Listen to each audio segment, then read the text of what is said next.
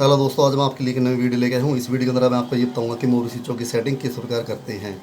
तो जो सबसे ऊपर वाला जो मोबरी स्विच होता है वो होता है फीड पंप की मोटर को ऑफ करने के लिए। उससे बीच वाला मोबरी स्विच होता है फीड पंप की मोटर को ऑन करने के लिए।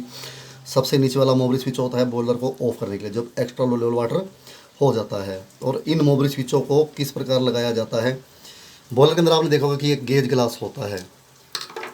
उस गेज ग्लास को आप माप लीजिए कांच की नली को, ठीक है। 50% 75% पर और 25% पर आप निशान लगाया जी। उसको आप स्टील की रोड के ऊपर आप इस प्रकार रख लीजिए। और अब जहाँ पर 75% होगा, ठीक उसके सामने ऊपर वाला मोटर स्विच लगेगा जिसकी वजह से फीड पंप की मोटर ऑफ हो जानी चाहिए। और जहाँ पर 50% होगा, ठीक उसके सामने फीड पंप की मोटर ऑन हो जाने वाला मोबरी स्विच लगेगा। और जहाँ पर 25% होगा, ठीक उसके सामने वो मोबरी स्विच लगेगा जिसके वजह से बॉयलर ऑफ हो जाए। और अब मोबरी स्विचों की सेटिंग किस प्रकार करनी होती है दोस्तों। आपको पता है कि स्टील के रोड के अंदर आपको पता है कि एक मैग्नेट है, ठीक है। आप टेस्टर लेंगे, टेस्टर का ऊपर वाला हिसाब होता है लोहे का होता है, ठीक है। तो जहाँ टेस्टर ऊपर की तरफ चिपकेगा, ठीक है, उसके बाद नीचे की तरफ चिपकेगा। जहाँ नीचे की तरफ चिपकेगा ना, ठीक उसके सामने सबसे ऊपर वाले मोबरी स्विच की ये दोनों लाल तारे आपस में शॉर्ट बोलनी चाहिए, ठीक है। तो ये सबसे ऊपर वाले मोबरी स्विच की सेटिंग होगी, क्योंकि नॉर्थ पोल के सामने चुंबक का नॉर्थ पोल आएगा तो एक दूसरे को दूर धकेलेगा। इसकी सेटिंग तो इस प्रकार करनी है कि ऊपर की तरफ भी टेस्टर चिपकना चाहिए और नीचे की तरफ भी। जब नीचे की तरफ टेस्टर चिपकेगा, ठीक उसके सामने ऊपर वाले मोबरी स्विच की दोनों लाल तारें आपस में शॉर्ट बोलनी चाहिए और दोनों काली तारें ओपन हो जानी चाहिए। अब उसके बाद कि मोटर कब ऑन होगी,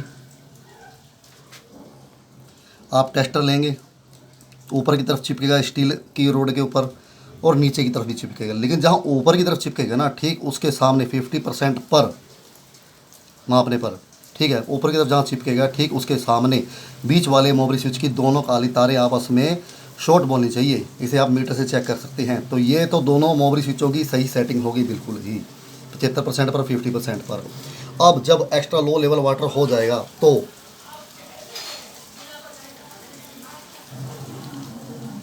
आप टेस्टर लेंगे, इसमें भी इसी प्रकार जहाँ ऊपर की तरफ टेस्टर चिपकेगा नीचे की तरफ भी चिपकेगा, लेकिन जहाँ ऊपर की तरफ चिपकेगा ना, ठीक उसके सामने मोबरी स्विच सबसे नीचे वाले मोबरी स्विच की साउथ पोल के सामने नॉर्थ पोल जैसे ही आएगा चुंबक का तो एक दूसरे को आकर्षित करेंगे, ठीक है। ऊपर की तरफ भी टेस्टर चिपकेगा और नीचे की तरफ भी। जहाँ ऊपर की तरफ चिपकेगा ना, ठीक नीचे वाला मोबरी स्विच इस प्रकार लगाना है कि इसकी दोनों काली तारें आपस में शॉर्ट बोलनी चाहिए जब एक्स्ट्रा लो वाटर हो जाएगा, यानी कि 25%।